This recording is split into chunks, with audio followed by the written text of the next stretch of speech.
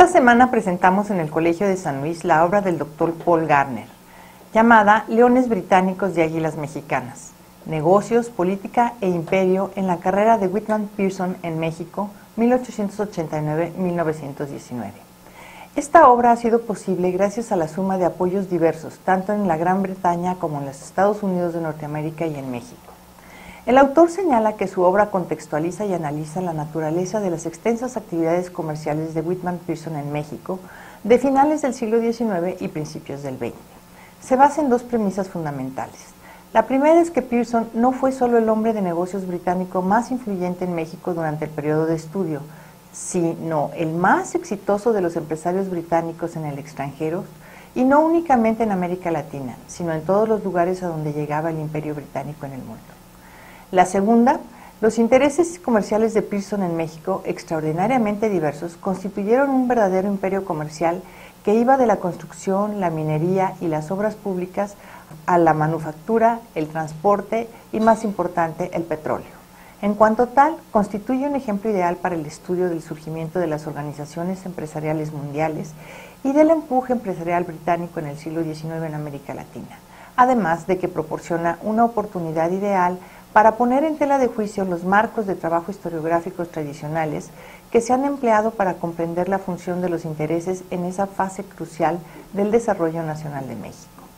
El éxito de los empresarios británicos del siglo XIX en el extranjero, en especial en países que se hallaban fuera del núcleo del Atlántico del Norte industrializado, ha sido entendido hasta hoy en función del carácter dinámico del imperialismo británico, formal o informal, de la edad de oro del imperio, o de las desigualdades que resultaron de la estructura económica internacional del siglo XIX en el mundo atlántico, que hizo que las economías de la periferia del comercio y las finanzas mundiales, como México, fueran vulnerables al desarrollo dependiente y distorsionado y a la explotación sistémica.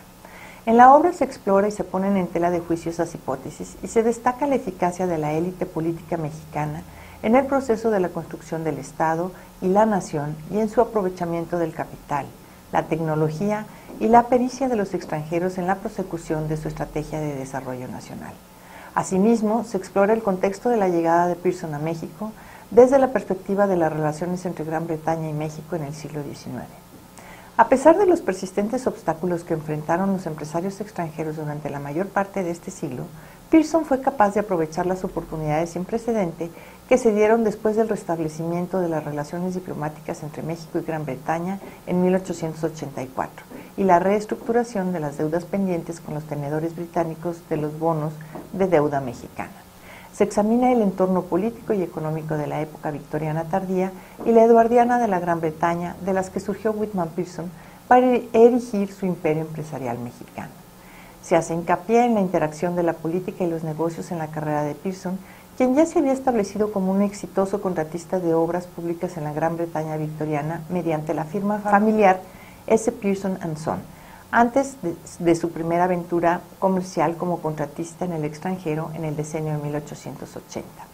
Pero su éxito comercial se reflejaba ya y mejoraba gracias a ella en una carrera política que lo llevó a la Cámara de los Comunes en 1895 y de ahí a la Cámara de los Lores en 1910, cuando fue hecho noble, primero como barón y más tarde como vizconde de Coudray. Se aborda el contexto del primer contrato de Pearson en México, la construcción del Gran Canal del Desagüe en México para aliviar los legendarios problemas de inundaciones y las consecuentes enfermedades transmitidas a través del agua en la Ciudad de México. Es importante señalar que Pearson llegó a México como contratista de obras públicas, es decir, como empleado del gobierno mexicano. Esta obra fue de capital importancia para el subsecuente éxito de Pearson. La capacidad técnica y organizativa que demostró en la ejecución del proyecto, combinada con su empatía con el proyecto desarrollista del gobierno de Porfirio Díaz y su tenaz cultivo de una red clientelar, facilitó que se le adjudicaran más contratos de obras públicas. La afinidad de Pearson con la estrategia de desarrollo nacional en México y el apoyo que le ofrecían sus partidarios en México, entre quienes se encontraban personajes importantes e influyentes, lo alentaron a comprometerse en lo que llegaría a ser su empresa mexicana más importante y rentable, el negocio petrolero, bajo los auspicios de su compañía mexicana de petróleo, El Águila, registrada como empresa mexicana en 1909.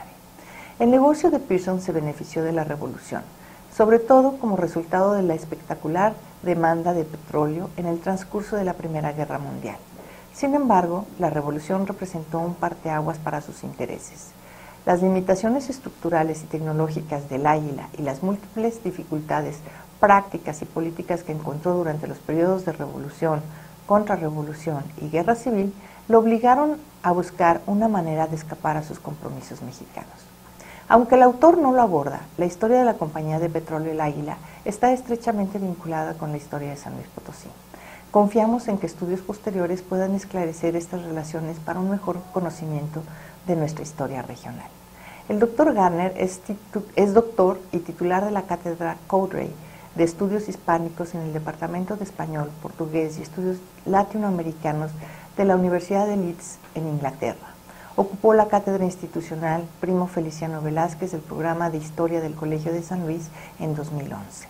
La obra fue coeditada por el Fondo de Cultura Económica, el Colegio de México, el Colegio de San Luis y el Instituto de Investigaciones José María Luis Mora.